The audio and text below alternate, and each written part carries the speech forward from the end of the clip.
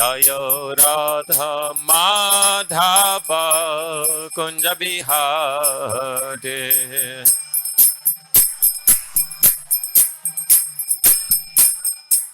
Jaya Prabhupada, Prabhupada, Prabhupada, Jaya Prabhupada.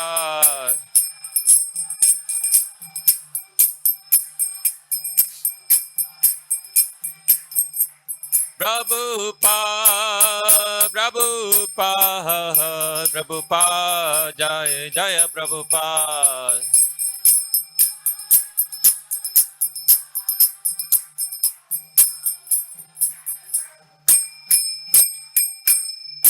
Nitai Gaur Premanande, Shri Harinam Sankirtan Yagi Ki Jai, Divine Grace Bhaktivedanta Swami Srila Prabhupada Ki Jai, Grantaraj Srimad Bhagavad-gītā Ki Jai, Samaveta Bhakta Vrinda Ki Jai. All glories to the assembled devotees, all glories to Shri Guru and Shri Gauranga. Hare Krishna. So it's wonderful to see everybody because only the most determined and sincere ones could make it through the rain and flood to the temple. So thank you for your enthusiasm.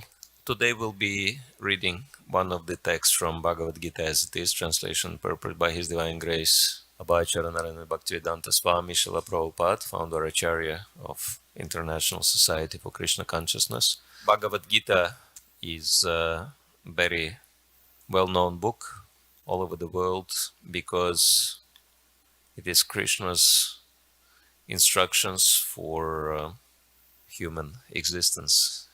And we'll read one of the texts which makes very important statement, and there are a few statements in Bhagavad-gītā, 3 specific statements which are repeated verbatim, and we'll read one of those statements and we'll try to understand a little more special significance of this particular verse.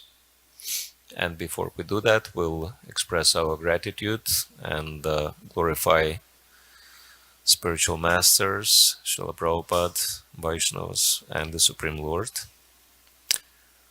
Om Gyantimirandasya Gyananjana Shalakaya Chaksharan Meritam Yana Tasmai Shri Gurave Namaha Shri Chaitanya Manobhishtam Stapitam Yena Bhutale Svayam Rupakadam Mayam Dadati Svapadantikam Vanchakalpatarubhyascha Kripa Sindhu Bevacha Pachitanam Pavanepyo Vaishnavepyo Namo Namaha Nama Om Vishnupadaya Krishna Pristhaya Bhutale Srimati Bhaktivedanta Swami Niti Namine Namaste Sarasvati Devi Gauravani Pracharine Nirvishesha Shunyavadi Paschatya Dashatarine Shri Krishna Chaitanya Prabhu Nityananda Sri Advaita Gadadhara Shivas Adi Gaur Bhakta Vrinda Hare Krishna, Krishna Krishna, Hare Hare, Hare Rama, Rama Rama, Hare Hare. So, third chapter of Bhagavad-gītā is entitled Karma Yoga, which is explaining how do we dedicate our activities for the pleasure of the Supreme Lord, because karma means work or activity and yoga means connection or link with the Supreme Lord. And we'll read text 35 after we chant the invocational mantra. Om Namo Bhagavate Vasudevaya. Om Namo Bhagavate Vasudevaya. Om Namo Bhagavate Vasudevaya. śreyān sva-dharmo viguṇaḥ parad dharmat sanushtitat sadharme nidhanam śreya paradharmo bhayavaha. Translation: it is far better to discharge one's prescribed duties, even though faultily, than another's duties perfectly. Destruction in the course of performing one's own duty is better than engaging in another's duties, for to follow another's path is dangerous. Purport. One should therefore discharge his prescribed duties in full Krishna consciousness rather than those prescribed for others. Materially prescribed duties are duties enjoined according to one's psychophysical condition under the spell of the modes of material nature. Spiritual duties are as ordered by the spiritual master for the transcendental service of Krishna. But whether material or spiritual, one should stick to his prescribed duties even up to death, rather than imitate another's prescribed duties. Duties on the spiritual platform and duties on the material platform may be different, but the principle of following the authorized direction is always good for the performer.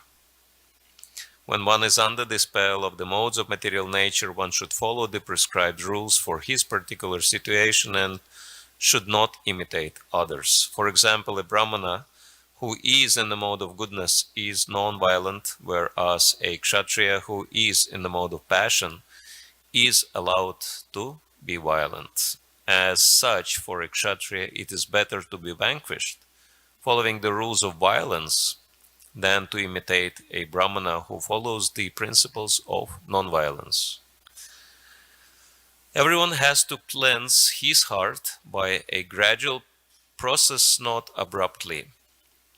However, when one transcends the modes of material nature and is fully situated in Krishna consciousness, he can perform anything and everything under the direction of a bona fide spiritual master. In that complete stage of Krishna consciousness, the kshatriya may act as a Brahmana, or a Brahmana may act as a kshatriya. In the transcendental stage, the distinctions of the material world do not apply. For example, Vishwamitra was originally a kshatriya, but later on he acted as a Brahmana, whereas Parashuram was a Brahmana, but later on he acted as a kshatriya. Being transcendentally situated, they could do so, but as long as one is on the material platform, he must perform his duties according to the modes of material nature. At the same time, he must have a full sense of Krishna consciousness. śreyān sva-dharmo viguṇaḥ parādharmat svanuştitat svadharme nidhanam śreya parādharmo bhayavaha. It is far better to discharge one's prescribed duties, even though faultily, than another's duties perfectly. Destruction in the course of performing one's own duty is better than engaging in another's duties, for to follow another's path is dangerous.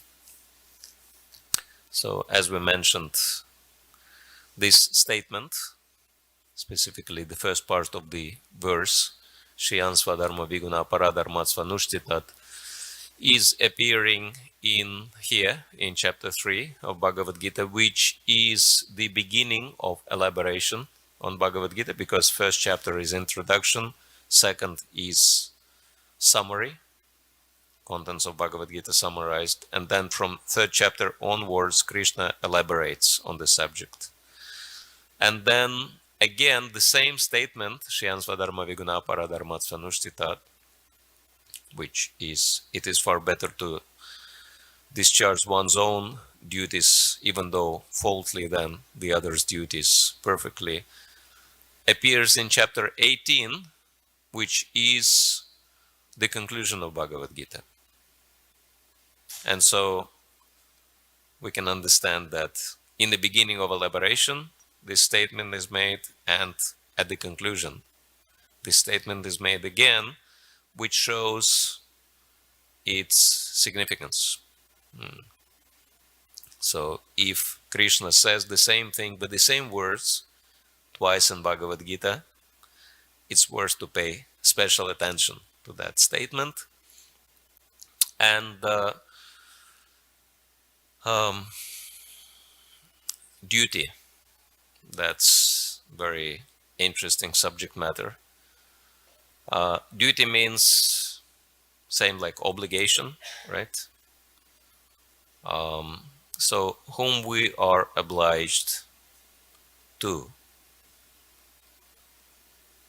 for everything, for our life, who gave us our life and everything in it. That's the Supreme Lord, obviously. And so we can see that we're all different, right? Not only physically we differ from each other, practically speaking, the same way as you cannot find two snowflakes which are exactly the same.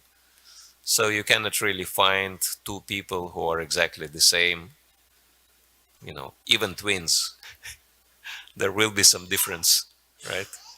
Despite of so many similarities and resemblances. So Krishna made us all being different. And why are we created so different?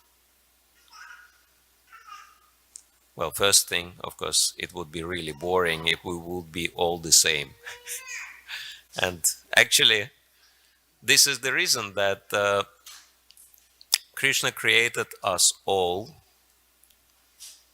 for pleasure. There was one interesting episode when Srila Prabhupada spoke with one man, and he was trying to convince the man that this material world is dukkhalaya shashvata, the miserable place, and everything is temporary here. And the man was trying to argue with Srila Prabhupada and tell him, no, it's not everything is so bad. There is some happiness in this material world. And Prabhupada kept refuting him. And of course, Srila Prabhupada's arguments were very, very strong. And finally, the man became very despondent, and he challenged Prabhupada. He said, if this world is such a miserable place, then why God created this miserable place? And Prabhupada said, Krishna created this world for pleasure. And the man became really excited. Yes, finally, Swamiji admitted there is some pleasure in this world. But then Srila Prabhupada said, but not for your pleasure, for his own pleasure. And so the man became despondent again. But it is true that, yes, this world is a place of misery. Until or unless you become Krishna conscious. And then when you are connected with someone who is on the absolute level of happiness, bliss personified, Krishna, then you are happy no matter where you are, wherever you are, whether in the material or spiritual world. And so this is the greatest advantage of Krishna consciousness.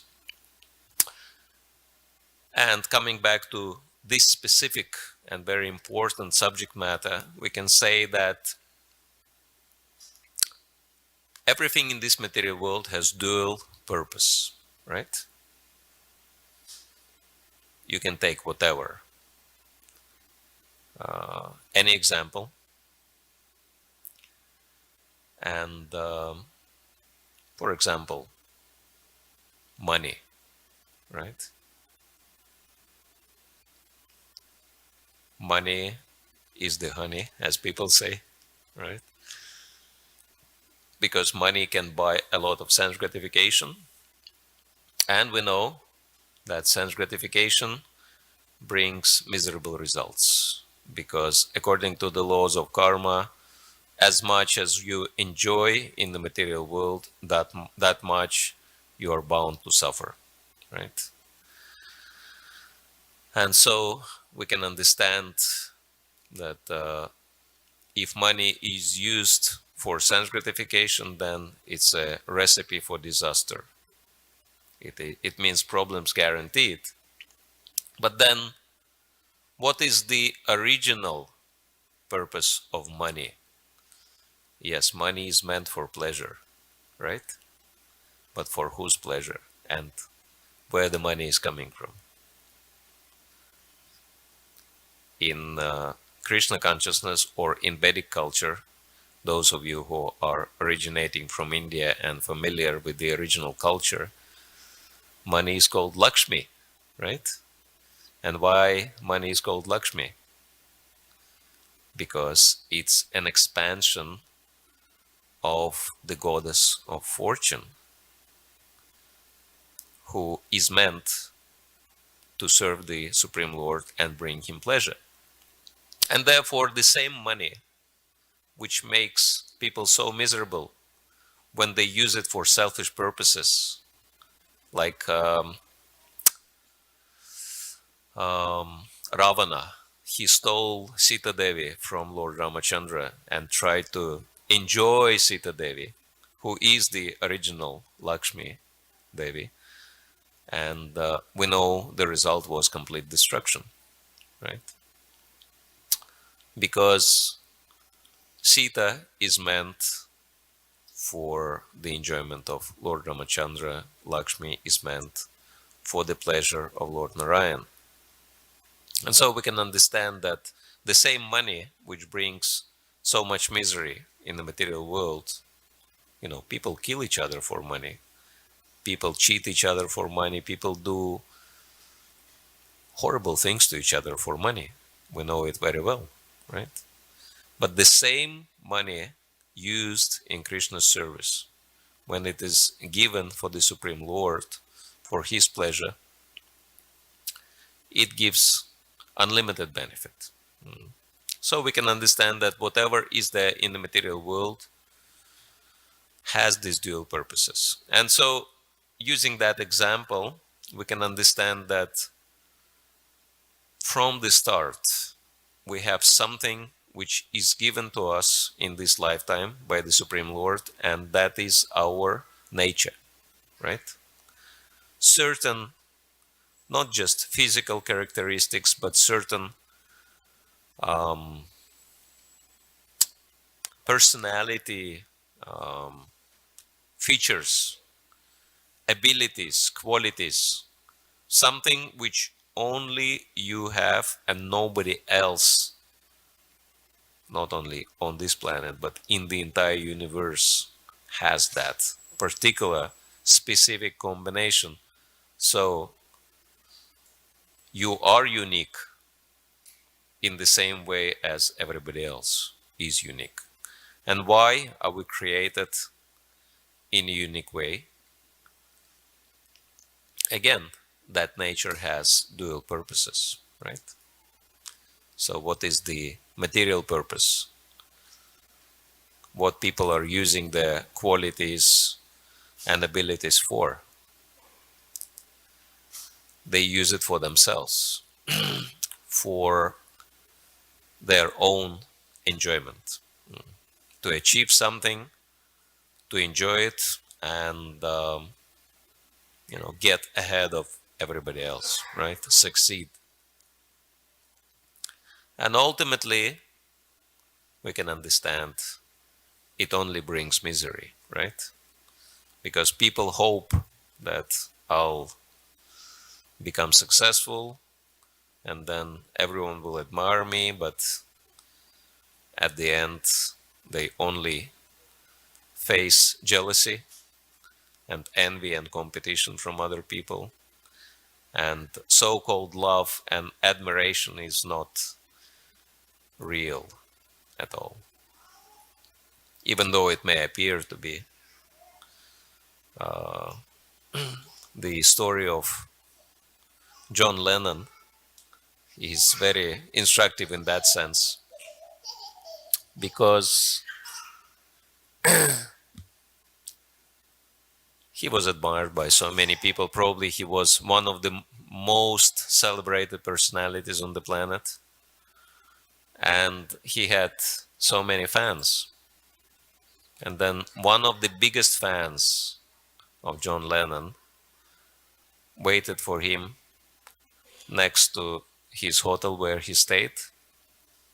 And when Lennon came out, he approached him for his signature. And while John Lennon was putting his signature, he pulled out a gun and started shooting point blank. And he shot him dead. and he didn't even try to escape. He was just waiting for the police to arrive, and this man's name was Mark Chapman. And when he was arrested, he proudly said, "Yes, I killed John Lennon."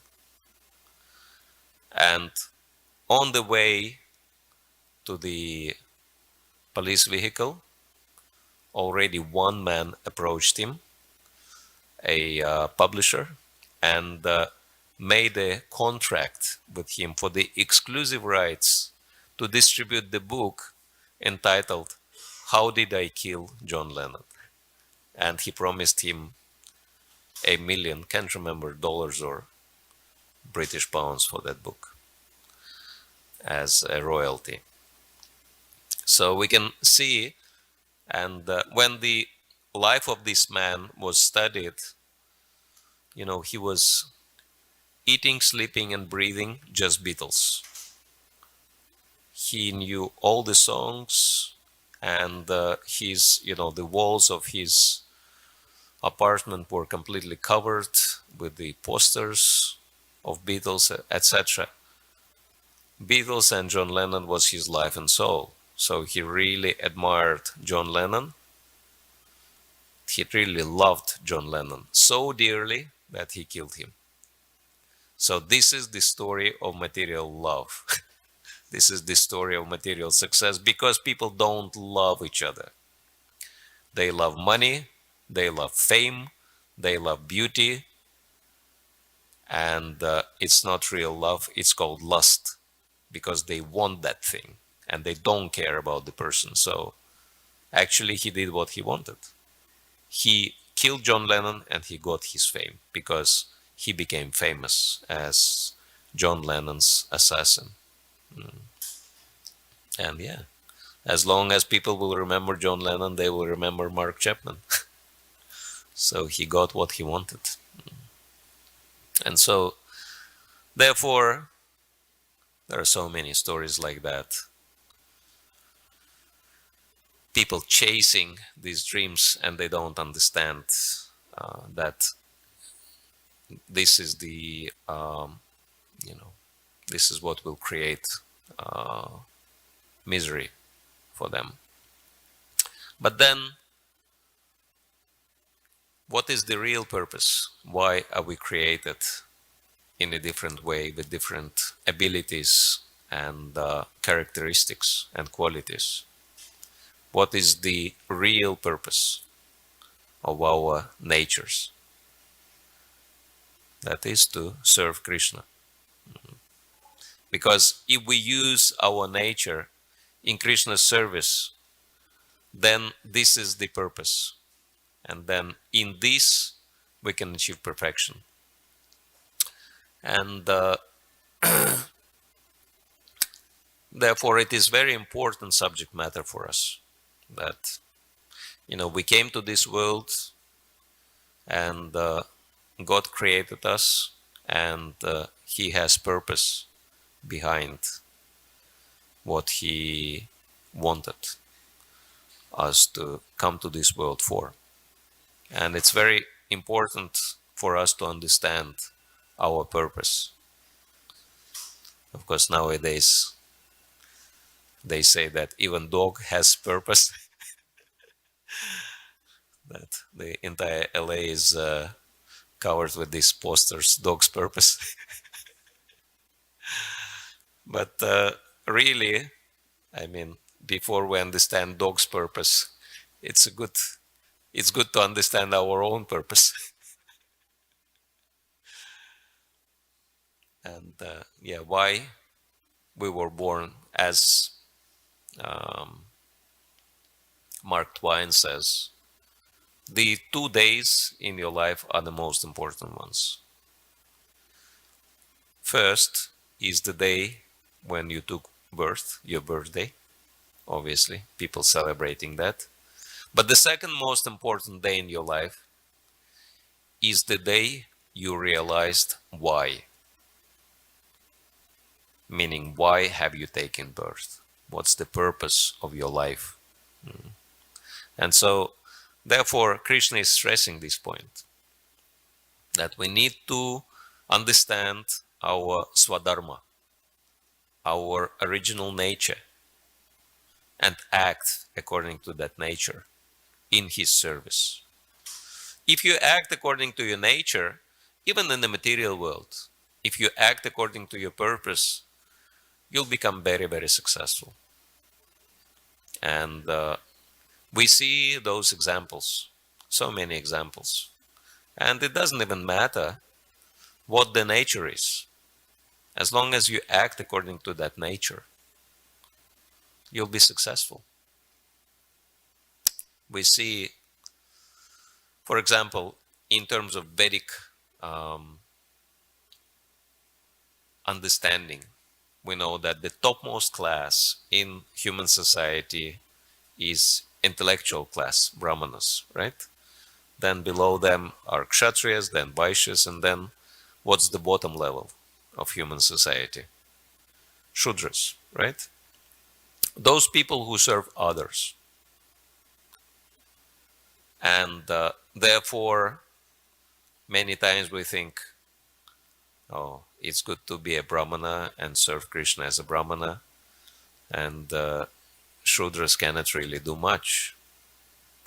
But we can consider in terms of propagating Krishna consciousness, because naturally, as we practice ourselves and as we feel that we get so much benefit from Krishna conscious practices, we have natural desire to share it with other people, right? Let me see the show of hands. How of you feel that you're getting benefit from your Krishna conscious practices and you have a desire to do something to share your fortune with other people? Please raise your hands. Okay, so we can see there are quite a few. And this would be our greatest aspiration, right? To do something serious, something big for Krishna, to share Krishna consciousness with maximum number of people. How many of you would like to contribute to that? And so we logically think, so the Brahminical activity is the best activity by which we can share Krishna consciousness with others. Of course, the prime example for us as ISKCON members is Srila Prabhupada, that by translating so many books and by giving so many classes and by teaching and training people in Krishna consciousness, basically he transformed the whole planet. And this transformation is still unfolding. And we can see that the world has changed a lot since Srila Prabhupada started his mission in 1965. So 50 years down the road, so many things which were completely marginal. At Prabhupada times, no one even heard of chanting, Kirtan, Hare Krishna Mahamantra, vegetarian lifestyle, karma, reincarnation, even yoga. They were all very, very marginal things. Now it's mainstream and becomes more and more mainstream. So the process Srila Prabhupada started continues to unfold more and more. So, and naturally, we think this is the best way how I can contribute to the mission. But one example is very interesting in our movement, in the history of our movement. Again, since we started speaking about Beatles, we can remember another member of the band which took Krishna conscious practices the most seriously, and that is George Harrison. And according to Vedic standard, the activities George Harrison involved himself in, his profession, entertaining people, would be considered to be Shudra's position, right? So that's the bottom level according to Vedic culture. But then, through his activity, through using his abilities and talents in Krishna's service, we can say that he was, in the entire history of our society so far, he was the greatest contributor. He was the greatest supporter who helped Srila Prabhupada to spread his message far and wide. He introduced Krishna consciousness literally to millions of people in no time. And so we can see that even so-called the lowest level of nature, if it is used for Krishna's service, can bring immense benefit. And there are many, many other examples. We all know them, and we don't even need to give too many more examples. How people who are acting according to their abilities and qualities can succeed. But the question sometimes which is raised, I mean, we hope to leave some time for questions and discussions, because I believe this subject matter should be interesting for many of you. But there is one question which probably the most practical is that, yes, if someone has very strongly manifest nature, whatever the nature is,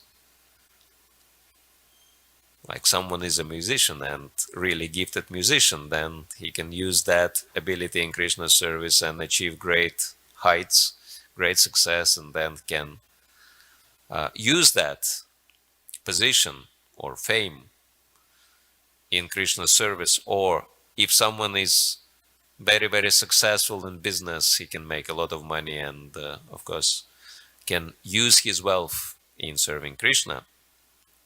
But then we may ask a question, what if one doesn't have a specific one type of nature very strongly manifest? The difficulty in Kali Yuga, especially in the Western world, is that most people have mixed natures, right? Because there is no, that culture when, people of the similar natures would marry each other and produce the same progeny, like Brahmana would marry Brahmani or Kshatriya would marry Kshatriya girl, and so they would preserve the purity of their nature. That culture was long gone outside of India. Even in India, it's not followed so much due to the influence of Kali Yuga. And as a result, majority, we can say majority of us are coming from mixed background, and therefore we have different qualities in our nature. And if it is very mixed, so how do we decide, right? Which nature is ours and how to choose? What is our duty? What is our purpose? Anyone wants to know? Yes? Actually, the question is, you don't have to choose, which is a good news, because choosing can be, very difficult. And the answer is very simple, that everything Krishna gave you in this lifetime, we should use in his service. And again, Srila Prabhupada is the best example for us, because he was born in a Vaishya family. His father was a merchant, and he was a Vaishnava. So two nature are there already. And naturally, he had very, very strongly manifested Brahminical qualities, because Vaishnavas, by definition, are already Brahmanas. And therefore, he had very strong inclination towards preaching and studying Shastra. And we can understand that he used that nature very nicely in serving Krishna very powerfully. But it is also very interesting to note that in Srila Prabhupada's personality there was a tinge of kshatriya spirit also, because in his youth he became follower of Gandhi and he wanted to fight. So he had that, spirit in him. He wanted to fight for the liberation of India from the British rule. And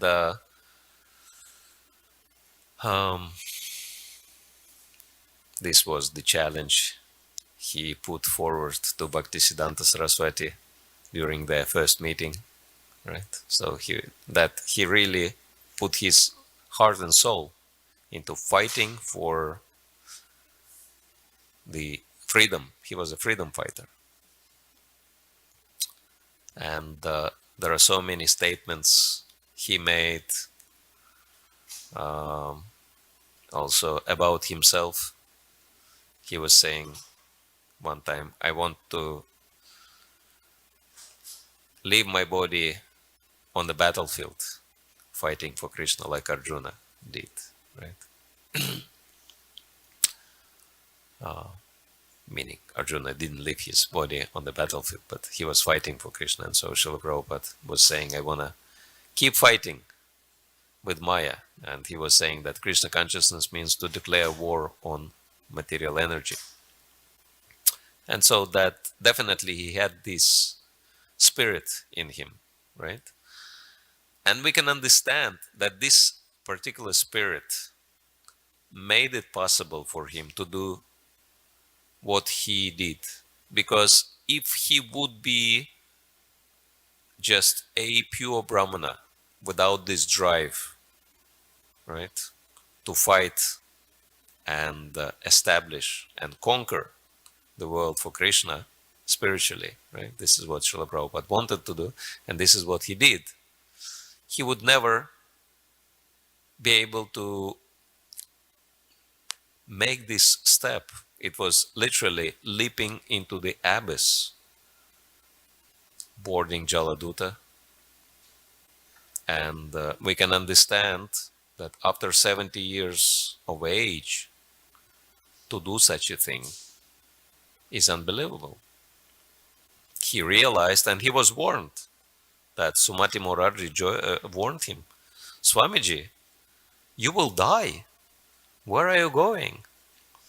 And Prabhupada could care less, because he had that spirit, right? Very strong spirit, and he was ready to die, trying to fulfill the order of his spiritual master, rather than leave without doing it. And we know that he suffered two heart attacks on the boat, and still he didn't give up. So he had very strong, determined spirit in him. And because of that spirit, which is resembling kshatriya spirit, right, he could do whatever he could do. And there are so many other brahmanas who didn't have that drive, and they just, their whole life they just stay in one temple and ring the bell and not accomplishing very much, not achieving something very serious for Krishna. And so also in terms of organizing the International Society for Krishna Consciousness, we can see that Srila Prabhupada's experience and knowledge in business helped him a lot, right?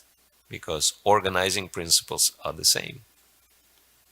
And so this is the prime example for us, that he had these different characteristics, and actually to achieve or accomplish what Srila Prabhupada could accomplish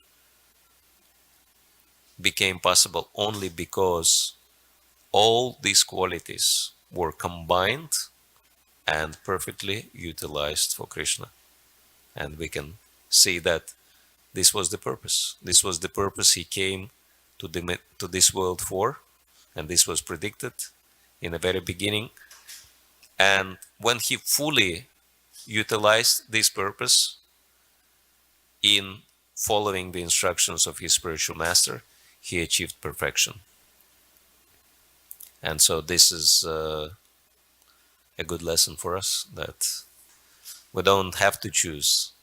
We need to understand every single aspect of our personality and utilize all these qualities and all these abilities fully in Krishna's service. And then that will help us to accomplish our purpose. So we'll leave some time for questions, comments, discussions, suggestions, complaints, if there are any. Yes.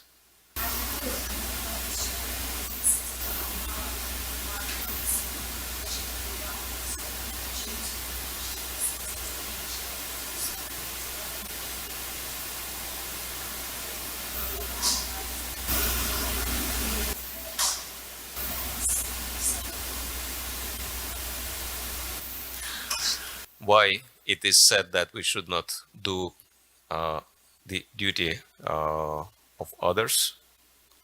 Yes, actually this is a very good question, because if we are really good at something, if this is something, if something is our nature, why we should be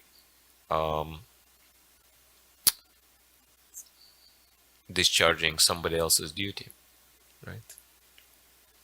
For a simple reason. And this reason is prestige. For the sake of prestige,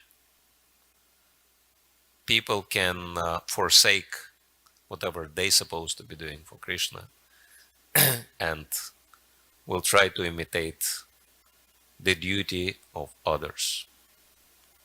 And there are so many stories to illustrate that. There is one story about the nightingale who was singing very beautifully, and one king was very impressed by the singing, and he was spending so much time listening to the nightingale, and as a reward he was bringing a lot of nice grains and seeds for the nightingale, and then the nightingale was coming and pecking this offering from this offering. And one cuckoo was observing how this nightingale is enjoying so much attention from the king and getting so much reward from the king. And the cuckoo was thinking, oh, this king never heard my wonderful singing. If he would hear me, he would forget about this nightingale. You know, this nightingale is really like small and insignificant bird comparing to me, the big great cuckoo. And then when the king arrived one particular day to listen to the nightingale, the cuckoo chased away the nightingale, sat on the same branch, and started, you know, making his noise, cuckoo, cuckoo.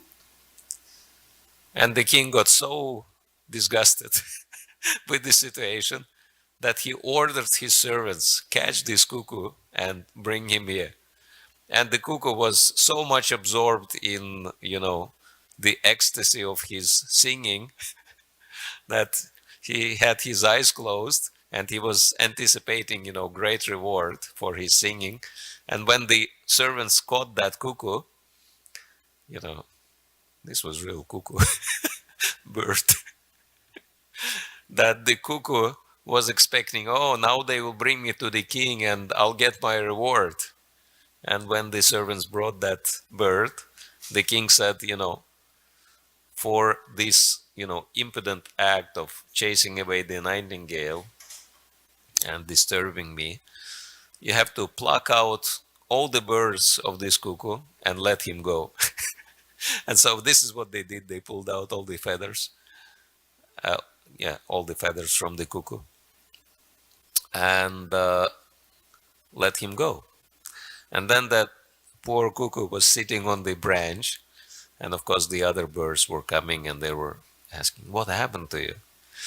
And then he said, oh, a great disaster that, and then he was telling what was happening. And then he was saying, whose fault is this? It's all Nightingale's fault. If he would not sing, he would not encourage me to sing, and I wouldn't have this result. Right? And so this is what, in one sense, this is what this verse is saying, right? That to follow another's path is dangerous. And so this is how it's happening. If we do something not what we're meant to do, not according to our duty and according to our purpose, but do something just for the sake of self-aggrandizement, this is the result. This is the natural result. So I hope it's answering the question. Thank you. But I know you're acting according to your nature very wonderfully. Okay. Well, that lady was first, yes.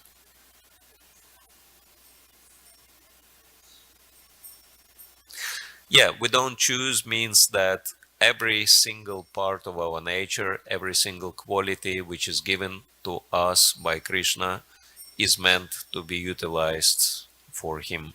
And we cannot ignore no part of our personality. Our whole personality has to be engaged in serving Krishna. That's the perfection. Yes.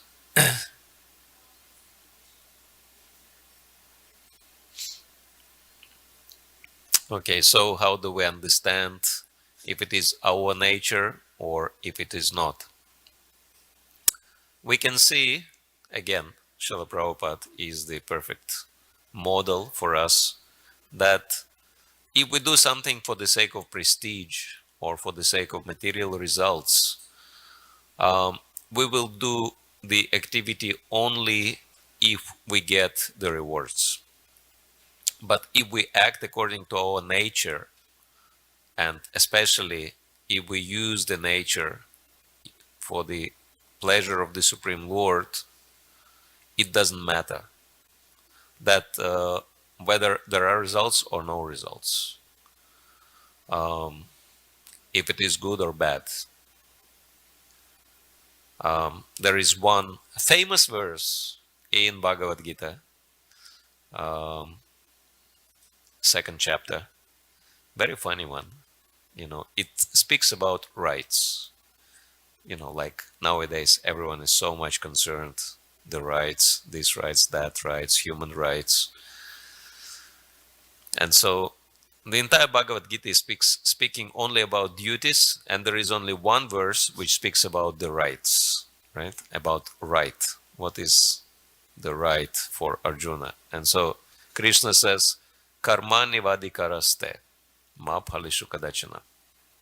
He says, Arjuna, you have the right to perform your duty. That's the only right we have to perform our duties. But then ma phalishu kadachana, but do not expect any results. Basically you work, but then don't expect to get any rewards for your work, right? And if we don't get any rewards for our work, do we have any enthusiasm to work? Of course, no. But then there is last hope. And that last hope is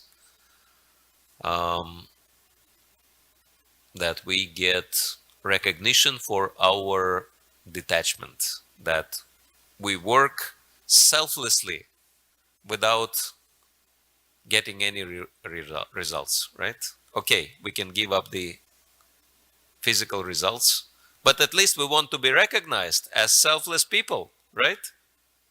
And then what's next? What Krishna says in the same verse? Do not think that you are the doer of the activity. In other words, recognition you should not expect as well. And then if we don't get any results, and even if we don't get any recognition, then hey, I'm not going to do it. And then what Krishna says in the end of this verse, Mate sangostva karmani. Do not try to evade performing your duty. Don't try to escape. So it's basically work, don't get any results, don't get any recognition, and don't try to escape. That's your only right. It's a little funny, but if we think about it, what can be the driving force if we cannot get any results? The driving force can only be the sense of purpose. This is what God created me for, right? And it doesn't matter if I get anything. It doesn't matter if I'll be recognized, because this is what God wants me to do, right? And I'll do that. Even if I get nothing, even if I lose, right? Even if people will turn against me, I'll still do that, because this is what I was born for. And so in that sense, this is very important to act, realize our purpose and act according to our purpose. Then, we can easily stop worrying about the results. And this is how we can understand that we are acting according to our purpose. Because,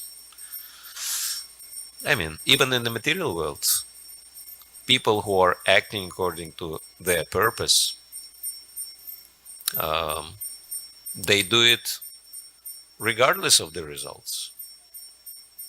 Like one material example is Thomas Edison, who invented the light bulb, and everyone's benefiting, including that we lose light, we use electricity in Krishna's service. So indirectly credit goes to the inventor. And when he was trying to invent the light bulb, he was very successful inventor, and he got so much money for his inventions, etc. But he really stuck with that light bulb, and he used so many years experimenting, and he spent all his money, and he got really in debt. He was, completely in debt, and he was still persisting. And one reporter said, and he made like more than 5,000 experiments during that time. And one reporter came to him and he said, "Mr. Edison, why are you so persistent? Everybody knows that you're trying for something which is impossible, and it will never work. You failed so many times. Why are you continuing? It says that this is one symptom of madness. Something doesn't work and you're still persisting." And Edison said, "No, I never failed. I actually discovered 5,000 methods which do not produce any light." So, how they say it, that, I already found out what will not work, so I'm very close to find what will work. And he did. And so, even materially. And so we can see Prabhupada tried for something which was literally impossible, absolutely impossible. He came to the most materialistic country on the planet, and at the time when the rise of, rebellion and sense gratification was on its peak, that what I'm saying, what was the most popular mantra of the 60s? sex, drugs, rock and roll, right? And the other one was don't trust anyone who is older than 30, right?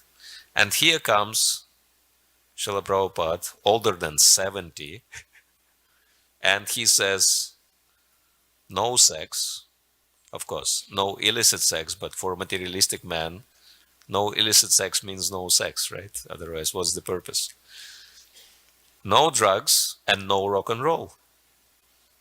If you want, you can chant Hare Krishna, right? And he's only one man, and millions of people, they live by these sex, drugs, and rock and roll and don't trust anyone who is older than 30. And this one old man tells them, no sex, no drugs, no rock and roll, chant Hare Krishna and be happy. And he's changing their lives all over the world. So he did impossible because he acted according to his purpose, and he was doing it for Krishna, following the instruction of his spiritual master. So, and therefore he was saying impossible is the word from the Fool's Dictionary, because he himself proved that there is nothing impossible if you do it for Krishna. All right, so I guess we have to stop here, right? We ran out of time.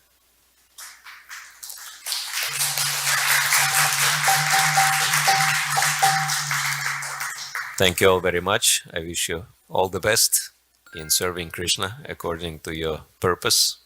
Srila Prabhupada ki jai, Samaveta Bhakta Vrinda ki jai, Gaur Premanande.